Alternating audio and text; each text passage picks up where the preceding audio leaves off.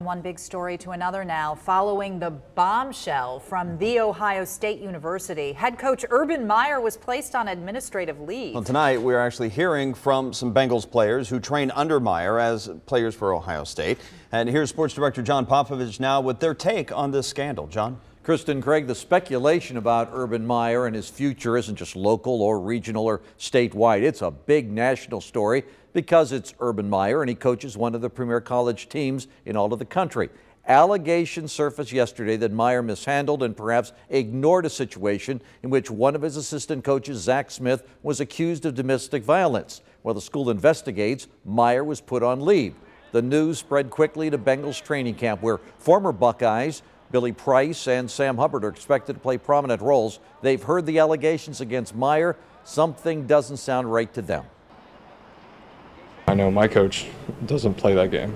You can ask anybody I played with, Sam, Chris Worley, anybody across the league. Coach Meyer doesn't play that. So if it was a situation he knew about it, he gets those things corrected. He, he preaches to us respecting women, and he's a very, stand-up guy. He tries to do the right thing at all times. Urban Meyer signed a contract extension just back in March, and in that contract, the school added a requirement that he immediately report any known violations of Ohio State's sexual misconduct policy.